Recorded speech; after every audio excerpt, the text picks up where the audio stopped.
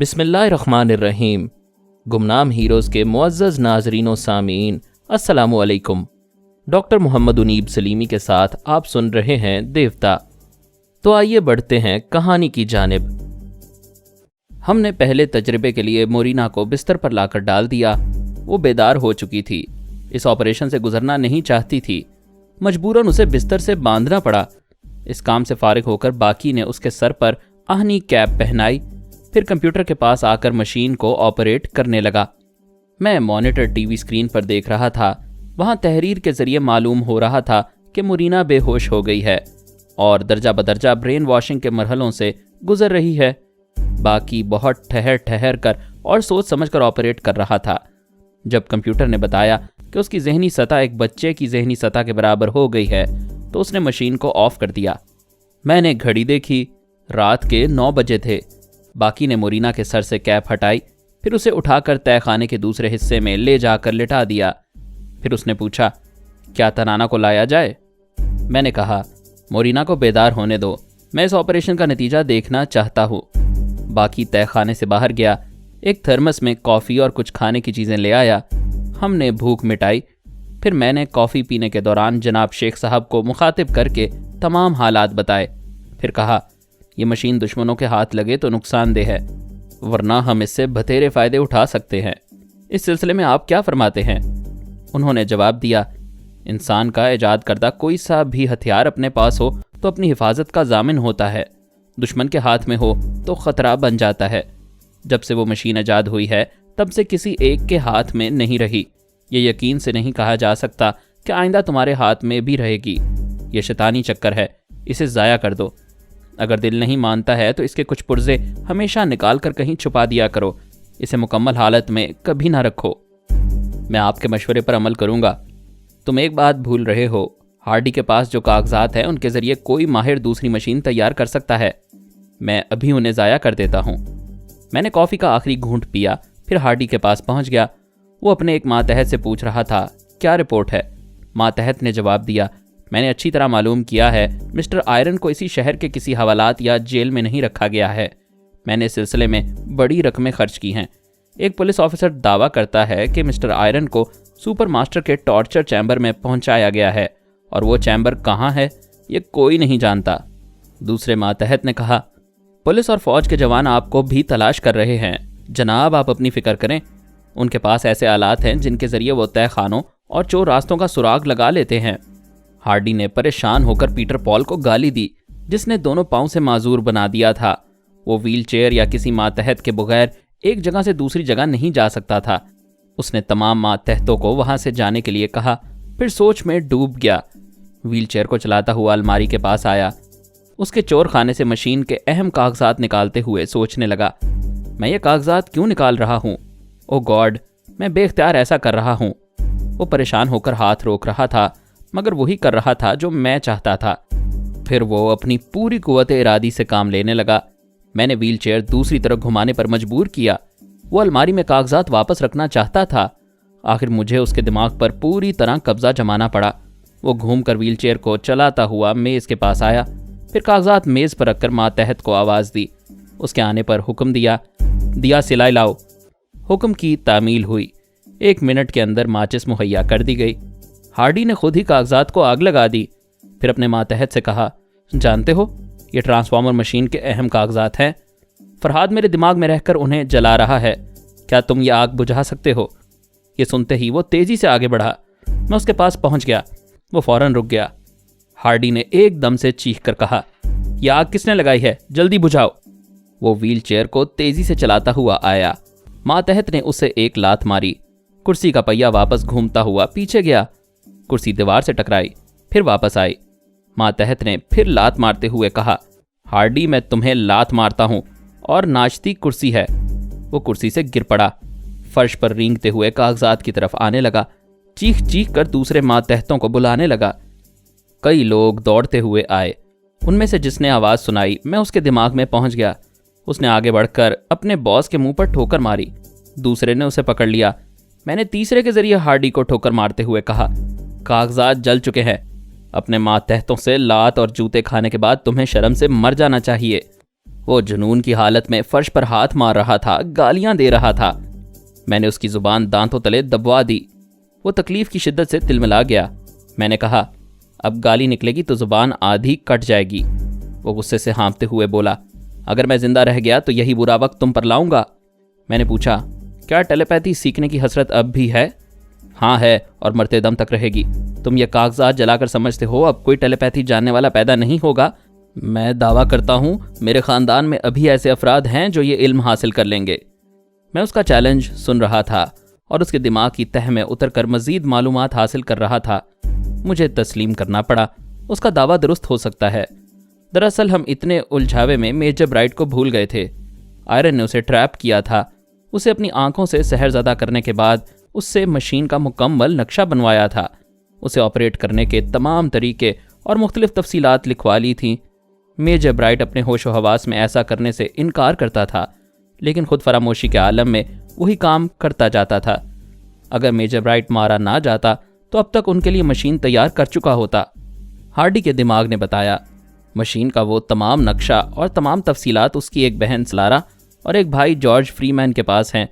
ان 4 بہن بھائیوں نے ایک بہت ہی ذہین اور تجربے کار میکینک کی خدمات حاصل کی تھیں، اور یہ طے کیا تھا کہ جب تک مشین تیار نہیں ہوگی، سلارا اور جارج فری مین اس میکینک کے ساتھ روح پوش رہ کر اپنی کوششوں میں مصروف رہیں گے اور اپنے بھائیوں آئرن اور ہارڈی سے بھی کوئی رابطہ نہیں رکھیں گے۔ اس کا مطلب تھا میں آئرن اور ہارڈی کے ذریعے سلارا اور جارج فری مین تک نہیں پہنچ سکتا تھا، اور اس کا یہ مطلب بھی تھا کہ ٹرانسفارمر مشین شیطان کی آنت بن رہی تھی۔ ہم جتنا اسے کاٹ رہے تھے یہ لمبی ہوتی جا رہی تھی۔ اب تک ہماری یہ کامیابی رہی کہ ہم نے موجودہ مشین کے ذریعے نئے خیال خوانی کرنے والوں کو پیدا نہیں ہونے دیا۔ مورینا اور تنانا نے اس سے استفادہ حاصل کیا تھا۔ آج میں نے ان کے دماغ سے یہ علم دھو ڈالا۔ ہارڈی نے مجھے چیلنج کر کے خطرے کی گھنٹی بجا دی تھی۔ میں نے جناب شیخ صاحب کو یہ باتیں بتائیں۔ انہوں نے کہا، میں پہلے ہی کہہ چکا ہوں یہ شیطانی چکر ہے۔ جب ہماری دنیا میں ایک برائی پیدا ہوتی ہے تو پھر وہ کبھی نہیں مرتی، اس کے برعکس بڑھتی اور پھیلتی چلی جاتی ہے۔ یہی وجہ ہے کہ نیکی ایک جگہ ٹھہر گئی ہے، اسے رواں دواں رکھنے والے گنتی کے لوگ رہ گئے ہیں۔ میری دعا ہے وہ دوسری مشین تیار نہ ہو۔ تم محتاط رہو، اپنی مشین کو کبھی مکمل نہ رہنے دو۔ میں دماغی طور پر حاضر ہو گیا۔ مورینا کے رونے کی آواز سنائی دے رہی تھی۔ میں نے باقی کے ساتھ تہہ خانے کے دوسرے حصے میں جا کر دیکھا۔ وہ ننھی بچی کی طرح ہاتھ پاؤں جھٹک کر رو رہی تھی۔ باقی نے پوچھا، کیوں رو رہی ہو؟ وہ جواب نہیں دے رہی تھی۔ رونے کے دوران اس کا دائیں ہاتھ کا انگوٹھا منہ میں آیا۔ وہ یکلخت چپ ہو گئی، انگوٹھا چوسنے لگی۔ میں نے سر کھجاتے ہوئے مسکرا کر کہا، اسے بھوک لگی ہے، دودھ اور فیڈر کا بندوبست کرو۔ ایک بچہ اظہار کے لیے دنیا کی کوئی زبان نہیں جانتا، اپنے آس پاس کی چیزوں کو اور لوگوں کو رفتہ رفتہ پہچانتا ہے۔ مورینا بھی دن، مہینے اور سال گزرتے رہنے کے دوران دوبارہ شعوری عمر کو پہنچنے والی تھی۔ اگر ہم اسے یوں ہی چھوڑ دیتے تو وہ بڑھاپے میں جوانی کا شعور حاصل کرتی، جذبے جوان ہوتے اور جسم بوڑھا ہو چکا ہوتا۔ لیکن ہم نے پہلے ہی طے کر لیا تھا، دونوں کی برین واشنگ کے بعد ان کو از سر نو دماغی طور پر نارمل بنائیں گے۔ غلام باقی باہر گیا۔ آدھے گھنٹے بعد دودھ بنا کر ایک فیڈر میں لے آیا۔ اسے مورینا کے منہ میں دے کر بولا، میں نے یہ 2 فیڈر خریدے ہیں، تنانا کو بھی ضرورت پڑے گی۔ وہ ٹھیک ہی کہہ رہا تھا۔ ہم نے تنانا کی بھی برین واشنگ کی، اسے مقررہ وقت تک سونے کے لیے چھوڑ دیا۔ اس نے بھی بیدار ہونے کے بعد ننھی بچی جیسی حرکتیں شروع کر دیں۔ اس رات ہمیں نئے تجربات سے 2-4 ہونا پڑا۔ وہ 2 جوان بچیاں ہمیں سونے نہیں دے رہی تھی۔ بھوک مٹانے کا مسئلہ حل ہو گیا تھا۔ وہ فیڈر سے دودھ پی لیتی تھیں، اپنی جسامت کے لحاظ سے بار بار پیتی تھیں، لیکن اس کے بعد کا مسئلہ پریشان کن ہو گیا۔ ہم پہلے سوچ بھی نہیں سکتے تھے کہ ان بچیوں کے بدلنے کے لیے پھلیا اور نیپیز وغیرہ کی ضرورت ہوگی۔ ہم نے ناک پر رومال رکھ لیے۔ تہہ خانے سے باہر آ کر باقی نے گہری گہری سانسیں لیتے ہوئے کہا، میرے آقا، ہمیں یہ دن بھی دیکھنے تھے، ان کی صفائی کیسے ہوگی؟ میں خود پریشان ہوں، ان کی برین واشنگ کرتے وقت خیال تک نہ آیا کہ ان حالات سے گزرنا ہوگا۔ باقی نے پوچھا، کیا انہیں جلد از جلد نارمل حالت میں واپس نہیں لایا جا سکتا؟ اتنی جلدی ٹرانسفارمر مشین سے دوبارہ گزرنا ان کے لیے خطرناک ہوگا، کم از کم 12 گھنٹے کا وقفہ ہونا چاہیے۔ 12 گھنٹے ہی صحیح، مگر تہہ خانے میں جائیں گے کیسے؟ تم گاڑی لے کر جاؤ اور کسی گٹر صاف کرنے والے کو پکڑ لاؤ۔ وہ بیچارہ گیا۔ بڑی دیر تک بھٹکنے کے بعد ایک شرابی ہاتھ آیا۔ میں اس کے دماغ میں موجود رہا تاکہ وہ ہماری پناہ گاہ اور تہہ خانے کو یاد نہ رکھ سکے، کیونکہ وہ صفائی کے سلسلے میں کئی بار تہہ خانے کے اندر اور باہر جاتا رہا۔ میری خیال خوانی نے کبھی وہ کام نہیں کیا تھا جو اس رات شرابی کے دماغ میں رہ کر کرنا پڑا۔ بہرحال کام ہونے کے بعد میں نے شرابی کو اسی تہہ خانے میں سلا دیا۔ کسی بھی وقت اس کی ضرورت پڑ سکتی تھی۔ ہم نے تہہ خانے میں پرفیوم کا سپرے کیا، وہیں 4 گھنٹے تک نیند پوری کی۔ میرا دماغ نیند کی حالت میں بدستور محتاط رہا۔ اگر کسی طرف سے بھی خطرہ پیش آتا تو آنکھ کھل جاتی۔ دونوں بچیوں نے اتنی مہربانی کی کہ ہمیں 4 گھنٹے تک آرام سے سونے دیا۔ میں نے اس شرابی کے دماغ کو ہدایت دی تھی کہ جب تک میں اس کے دماغ میں نہ آؤں وہ سوتا ہی رہے۔ میں نے صبح 6 بجے بیدار ہو کر باقی سے کہا، باہر جاؤ اور کسی راہبہ کو پکڑ لاؤ۔ راہبہ؟ کیا آپ ان بہنوں کو راہبہ بنائیں گے؟ ہاں، صبح کا وقت ہے، کسی بھی گرجا گھر میں جا کر کسی ایک راہبہ سے بات کرو، پھر اپنی گاڑی میں جا کر بیٹھ جاؤ، وہ خود تمہارے پاس آ جائے گی۔ وہ میرے حکم کی تعمیل کے لیے چلا گیا۔ پچھلی رات سے ہم بآسانی اپنا ہر کام کرتے جا رہے تھے۔ ایک راہبہ کو ٹریپ کر کے لانا بھی کچھ مشکل نہ تھا۔ ہم نے اس کی ذہنی توانائی اور اس کے پاکیزہ خیالات مورینا کے ذہن میں منتقل کر دیے۔ اسے مقررہ وقت تک سونے کے لیے چھوڑ دیا۔ راہبہ کے بیدار ہونے پر اسے خیال خوانی کے ذریعے گرجا گھر پہنچا دیا، لیکن اس وقت تک گرجا کے منتظم نے اس کی گمشدگی کی رپورٹ درج کروا دی تھی۔ واپسی پر اسے وہاں کے راہبوں، راہباؤں اور پولیس والوں نے گھیر لیا۔ فادر نے پوچھا، تم کہاں تھیں؟ وہ بیچاری پریشان ہو کر آس پاس یوں دیکھ رہی تھی جیسے خواب دیکھ رہی ہو۔ پولیس افسر نے پوچھا، کیا تم سے کسی نے زیادتی کی ہے؟ وہ انکار میں سر ہلا کر بولی، میری سمجھ میں نہیں آتا، میں سو رہی تھی یا جاگ رہی تھی، ایسا لگتا ہے جیسے کسی نے سحر زدہ کر دیا ہو۔ افسر نے چونک کر پوچھا، کیا تمہارا دماغ اپنے قابو میں نہیں تھا؟ میں کیسے بتاؤں میں کس عالم میں تھی؟ اچھی طرح سوچ سوچ کر بتاؤ۔ پچھلے دن سے پولیس اور فوج کے جوان ٹرانسفارمر مشین کے سلسلے میں سرگرمیاں دکھا رہے تھے۔ آئرن کو گرفتار کرنے کے بعد ہارڈی اور مورینا کو تلاش کر رہے تھے۔ ایسے وقت راہبہ نے سوچ سوچ کر کہا، مجھے یاد آتا ہے میں نے صبح ایک نیگرو کی کسی بات کا جواب دیا تھا، اس کے بعد مجھے ہوش نہیں رہا۔ ایک خواب کا سا عالم تھا، جیسے میں کسی کار میں جا رہی ہوں، کسی ویران سے مکان میں ہوں، مجھے کسی مشین سے منسلک کر دیا گیا ہے۔ مجھے اچھی طرح یاد نہیں آ رہا کہ میرے ساتھ کیا ہوتا رہا۔ راہبہ کا اتنا ہی بیان کافی تھا۔ یہ بیان سپر ماسٹر تک پہنچ گیا۔ میں نے کہا، باقی اب تنانا کے لیے کسی دوسری عورت کو حاصل کرنا مشکل ہوگا، ہمیں اب باہر نہیں جانا چاہیے۔ پھر تنانا کا کیا ہوگا؟ اس کے دماغ میں تمہاری دماغی صلاحیتیں منتقل ہو سکتی ہیں، میں مشین آپریٹ کروں گا۔ ہماری پناہ گاہ سے باہر پورے شہر میں ایک بار پھر ہلچل مچ گئی تھی۔ سپر ماسٹر کے حکم کے مطابق شہر کے تمام نیگروں کو پکڑ کر اس راہبہ کے سامنے لایا جا رہا تھا۔ جو لائے جا رہے تھے ان میں سے کوئی نہیں تھا۔ آخر کسی پرانے رسالے سے مورینا اور غلام باقی کی تصویر مل گئی۔ راہبہ کو وہ تصویر دکھائی گئی۔ وہ غور سے دیکھتے ہوئے بولی، ایسا ہی نیگرو تھا مگر کچھ فرق تھا، آنکھیں بالکل ویسی ہی ہیں، ناک اور جبڑے ذرا مختلف ہیں۔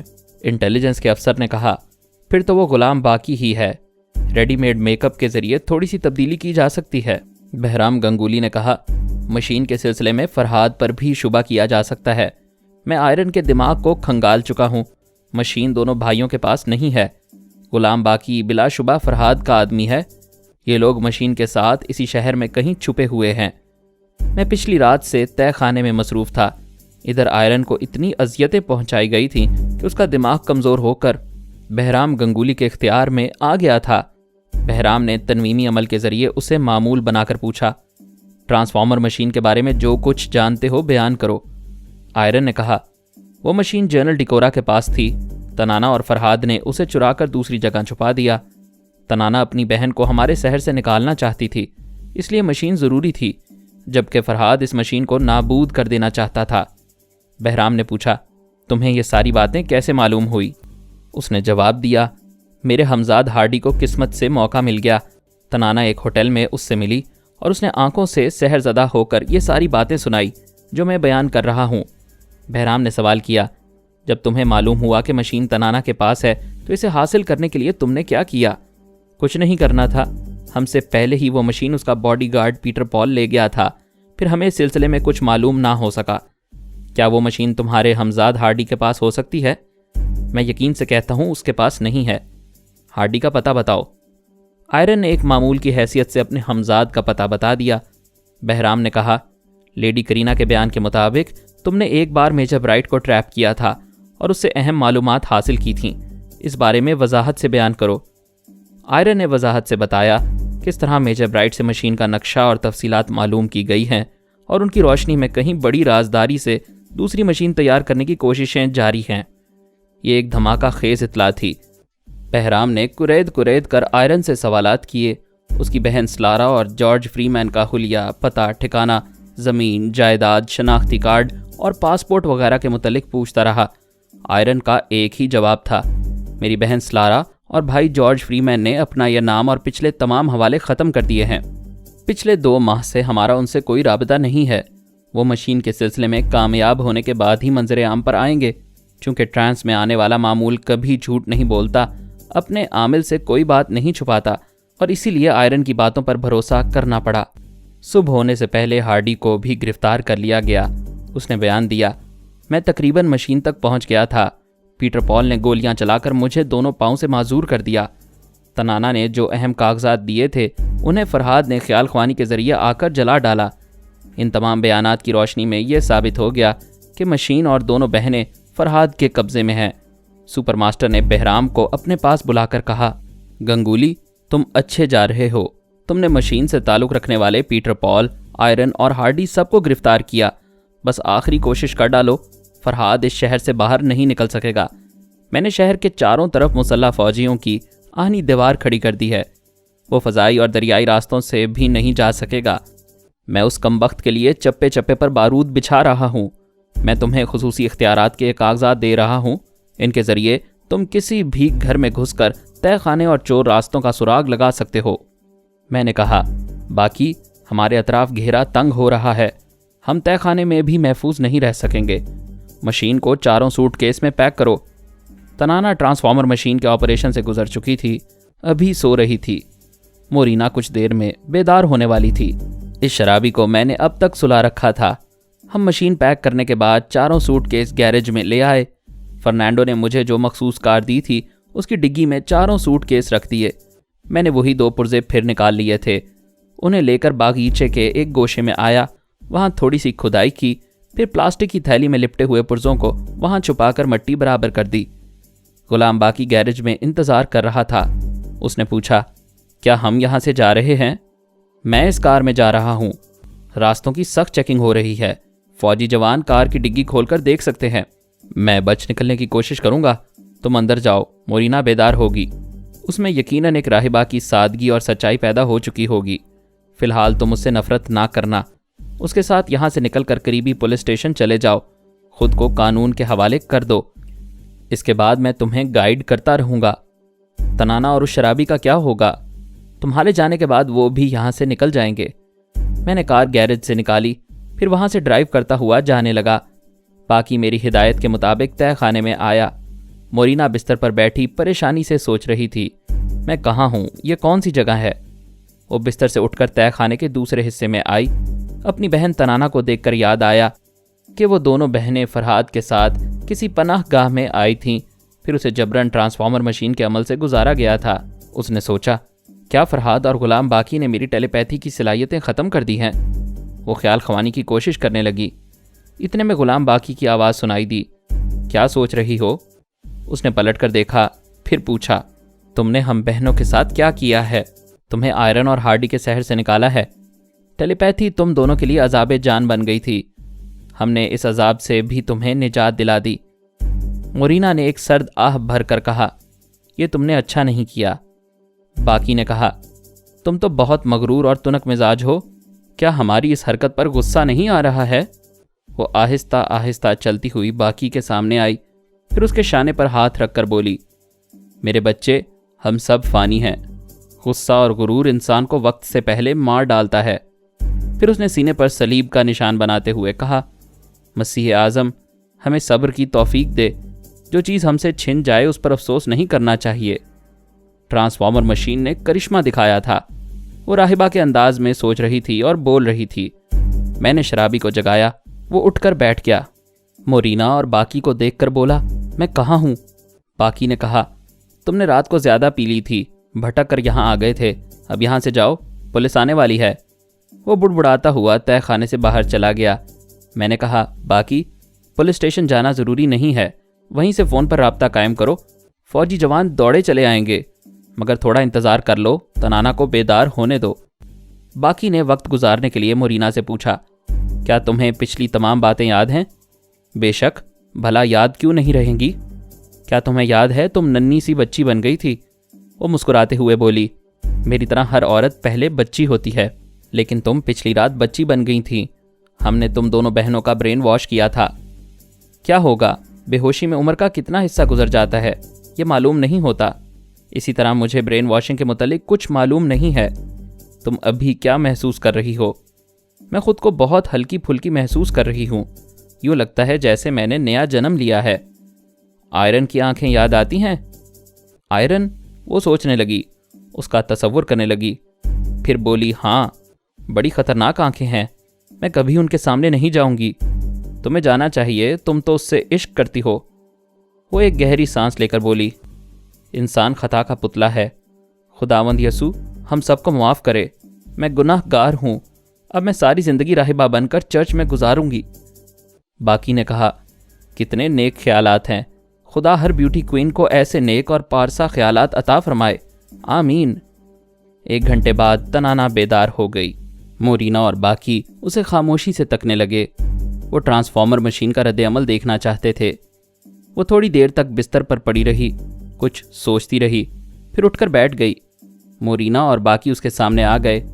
مورینا نے پوچھا، ہیلو تنانا، ٹھیک ہو نا؟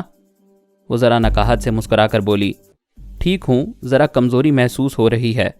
غلام باقی نے کہا، تہہ خانے سے باہر چلو، تازہ پھل کھاؤ گی اور دودھ پیو گی تو توانائی بحال ہو جائے گی۔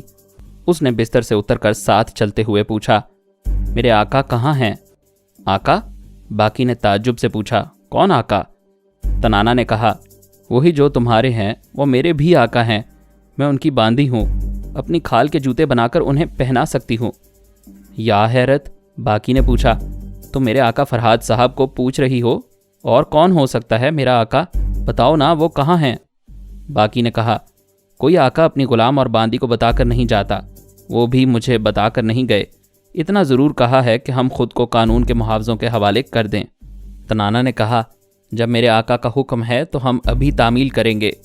مورینا نے کہا، مگر میں حوالات میں نہیں، چرچ میں جانا چاہتی ہوں۔ باقی نے کہا، جنت میں گھر بنانے کی اتنی جلدی بھی نہ کرو، ہماری دنیا کے لوگ تمہیں چرچ تک پہنچنے دیں تو ضرور چلی جانا۔ اس نے تنانا کے آگے پھل اور دودھ وغیرہ رکھ کر ریسیور اٹھایا، نمبر ڈائل کیے، رابطہ قائم ہونے پر کہا، میں آفیسر آن اسپیشل ڈیوٹی سے بات کرنا چاہتا ہوں۔ تم کون ہو؟ میرا نام غلام باقی ہے، مورینا اور تنانا میرے پاس ہیں، پلیز ہولڈ آن۔ چند سیکنڈ کے بعد ہی بہرام گنگولی کی گراتی ہوئی آواز سنائی دی، کون ہو تم؟ باقی نے جواب دیا، تمہارا باپ، یو نان سینس، جب میں نے ایک بار اپنا نام بتا دیا ہے تو بار بار کیوں پوچھتے ہو؟ وہ غصے سے تل ملا کر بولا، میں تمہارا سر توڑ دوں گا، اپنا پتہ بتاؤ۔ ایسا کون احمق ہے جو سر توڑوانے کے لیے پتہ بتائے گا؟ میں کہتا ہوں میرا وقت ضائع نہ کرو۔ وقت تم ضائع کر رہے ہو تاکہ میں جس نمبر سے بات کر رہا ہوں وہ ڈیٹیکٹ ہو جائے، پھر یہ معلوم کرنا آسان ہو جائے گا کہ یہ فون کس بنگلے میں ہے، لیکن نہیں، تم بہت غصے میں ہو، یہاں پہنچتے ہی مجھ سے بدتمیزی کرو گے، لہٰذا میں مورینا اور تنانا کو لے کر جا رہا ہوں۔ بہرام گنگولی نے جلدی سے چیخ کر کہا، خبردار، کہیں نہ جانا، میرا مطلب خبردار نہیں ہے، میں التجا کر رہا ہوں، اپنا پتہ بتاؤ اور انتظار کرو۔ کیا واقعی التجا کر رہے ہو؟ کیا ہاتھ بھی جوڑ رہے ہو؟ ہاں، میں ہاتھ جوڑ کر التجا کر رہا ہوں۔ غلام باقی نے اسے پتہ بتا دیا۔ صرف 15 منٹ میں بہرام اچھی خاصی فوج کے ساتھ وہاں پہنچ گیا۔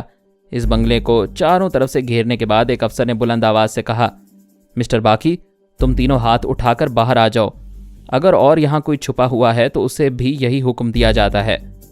غلام باقی نے تنہا باہر نکلتے ہوئے کہا، جب میں نے خود ہی یہاں آنے کی دعوت دی ہے تو تم لوگ اس قدر تکلفات سے کیوں کام لے رہے ہو؟ دوسرے افسر نے پوچھا، مورینا اور تنانا کہاں ہیں؟ میں تنہا یہ دیکھنے آیا ہوں کہ میرے ساتھ کیا سلوک ہوگا، اگر برا ہوا تو جواباً بہت برا ہوگا۔ تو غلام کے بچے ہمیں دھمکی دے رہا ہے؟ بہرام گنگولی گالیاں دیتے ہوئے باقی کی جانب بڑھنا چاہتا تھا۔ پیچھے کھڑے ہوئے افسر نے ریوالور نکال کر اس کی ٹانگ میں گولی ماری۔ بہرام لڑکھڑا کر گر گیا۔ گولی گھٹنے کو توڑتی ہوئی نکل گئی تھی۔ وہ بڑا جیالہ تھا، تڑپ کر اٹھا، گولی مارنے والے افسر کو گالی دینا چاہتا تھا۔ اس نے دوسری ٹانگ میں گولی ماری۔ اس وقت تک دوسرے افسر کے حکم پر فوجی جوانوں نے فائرنگ کرنے والے افسر کو دونوں طرف سے جکڑ لیا تھا۔ دوسرے افسر نے ریوالور نکال کر کہا، ایک کو پکڑو گے تو دوسرا افسر گولی مارے گا جب تک بہرام کے منہ سے گالیاں نکلتی رہیں گی۔ فرحاد اس کے جسم میں ایک ایک گولی اتارتا جائے گا۔ میرا نام سنتے ہی سب کو چپ لگ گئی تھی۔ میں نے دوسرے افسر کی زبانی کہا، اس گرم دماغ والے آفیسر آن اسپیشل ڈیوٹی کو لے جاؤ، کسی ٹھنڈے دماغ والے افسر کو بلاؤ۔ بہرام گنگولی اب اپنے پیروں پر کھڑا نہیں ہو سکتا تھا۔ دوسری ٹانگ میں پیوست ہونے والی گولی انگارے کی طرح دہک رہی تھی۔ اس کے باوجود وہ غیر معمولی قوت برداشت کا مالک تھا، ایک زخمی درندے کی طرح زمین پر لوٹ رہا تھا۔ کئی جوانوں نے اسے قابو میں کیا۔ اسے سپر ماسٹر کا حکم سنایا گیا کہ فی الحال اسے زیر علاج رہنے کے لیے چھٹی دی جا رہی ہے، لہٰذا ان معاملات میں مداخلت نہیں کرنا چاہیے۔ وہ سپر ماسٹر کا حکم سن کر مجبور ہو گیا، وہاں سے ایک ایمبولینس میں چلا گیا۔ دوسرے افسر نے کہا، مسٹر باقی، ہم دوستانہ ماحول میں باتیں کریں گے۔